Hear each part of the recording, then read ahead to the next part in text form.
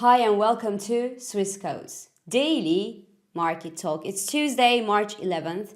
The sell-off across the US markets just got worse yesterday on rising fears that White House policies will destroy a great amount of value for the US while the White House is pushing to make America great again.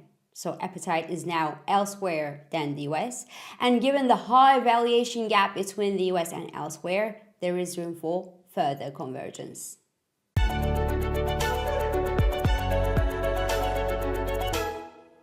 So it's both nothing and everything at the same time that sent the markets to a dark hole on Monday.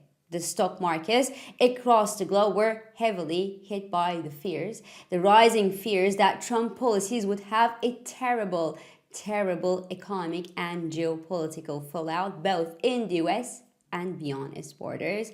So the recession bets are rising for the West by the day. The companies there are now giving murkier forecasts due to tariffs. The US biggest trading partners respond, and they don't respond in a good way. Ontario, for example, in Canada, asks its grid operator that exports electricity to the US to increase its prices by 25%.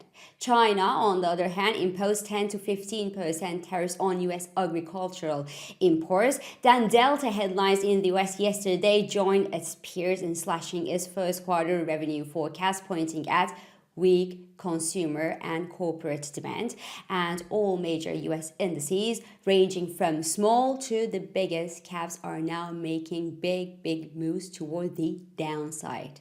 The Trump optimism is far gone. That's the least we could say. The S&P 500 has now wiped out all the post-election gains. The index actually made a second and this time a sharp attempt below the 200-day moving average and closed the session below this level. Nasdaq 100 dropped 3.80% at yesterday's trading session, extended losses below its own 200-day moving average level and below the 20,000 psychological mark, having tested the minor 23.6% Fibonacci retracement on the AI rally that started in 2023 and having also lost more than 10% since its February all-time high peak. So it means that Nasdaq 100 is now officially in the correction zone.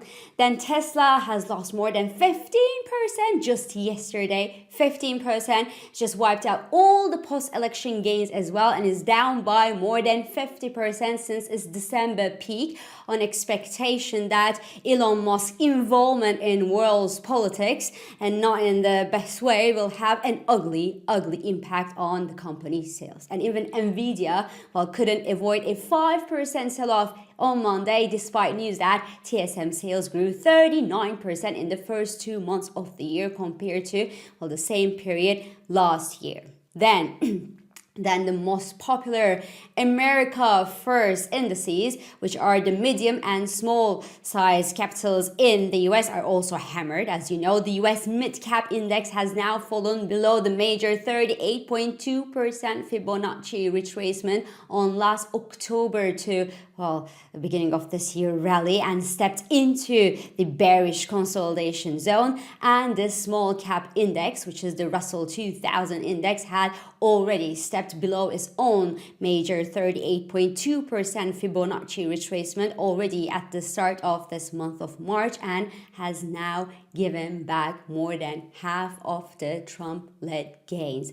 Voila, the situation. And all of these indices are now close or within the oversold market territory. But the fact that we are coming from very high optimism peak for the US equities on AI optimism and strong long positioning around the world, the pullback could go deeper. So diving US yields, on the other hand, on recession bets for the US and the rising safe haven demand as a result of it is no consolation either. It tells a lot about how investors feel about what's escalating what's cascading down from the White House these days. It is the worst market sentiment since COVID. That's the least I could say. And a softer than expected CPI update from the US tomorrow could eventually maybe slow down the sell-off that we see at the market at this moment, on the thinking that the Federal Reserve could maybe, but just maybe, step in and help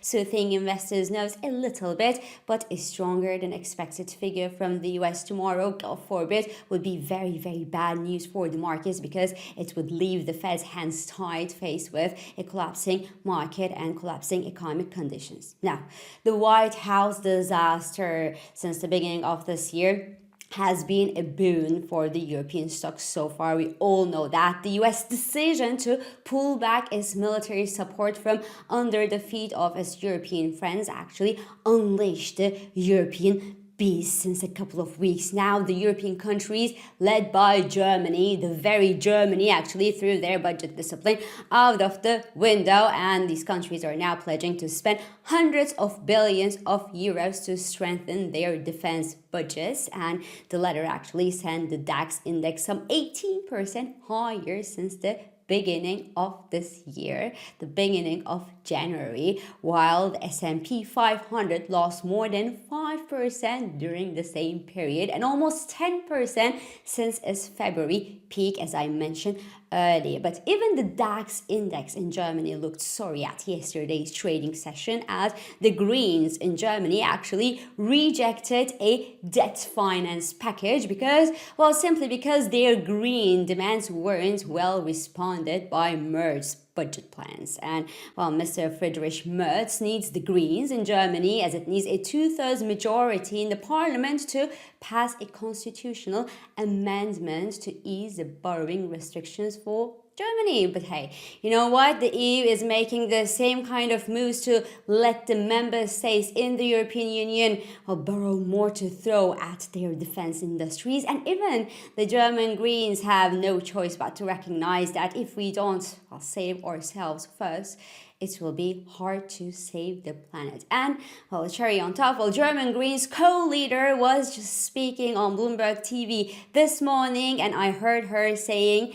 that there could eventually be a deal on budget in Germany as early as this week. So what I'm trying to say here is that the European stock markets will likely continue to outperform their US peers, although gains in the European stocks could become vulnerable if the global market conditions, the global market sentiment gets worse from here.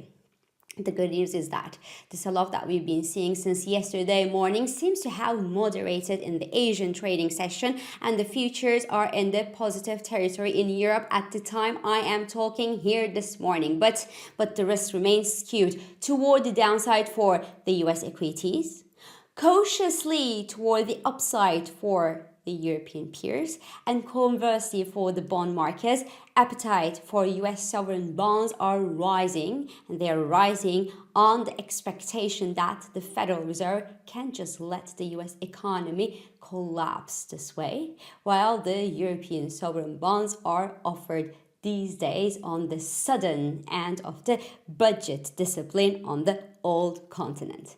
Then, in the precious metals, gold remains a popular hedge for investors who are seeking refuge from the agitated international waters, while Bitcoin has so far failed big time to give that sort of safe haven comfort to its investors. So similar to Nasdaq index, the price of a coin now stands below its 200-day moving average, and also is preparing to test the major 38.2% Fibonacci retracement to the downside. And if that level is cleared, well, we will see Bitcoin step into the medium-term bearish consolidation zone, despite the Trump government's explicit support for cryptocurrencies and their explicit plans to build a cryptocurrency reserve in the US. Alas, nothing that has to do with Donald Trump helps these days.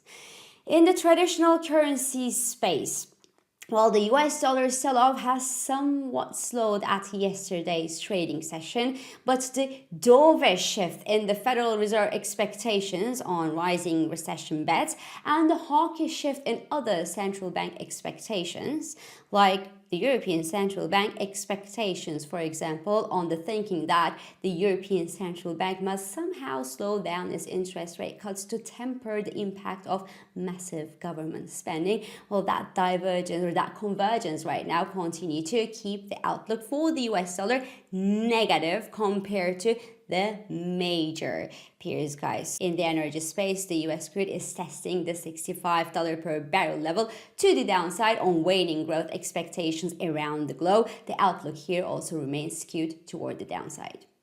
So this is all for today. I'm İpek Özkardeşkaya, and thank you for joining me, and thank you for all your beautiful and supportive comments. I hope this episode of Market Talk has been helpful and it has been insightful to you. So please do not hesitate to leave your comments, your reactions, and your questions below as usual. Follow us on Instagram, on X, and on LinkedIn for regular market updates. Subscribe to our YouTube channel for daily market comments, and please don't forget to hit the like button on these videos to let us know that you enjoy them. So I will meet you again tomorrow, and until then, good day trading.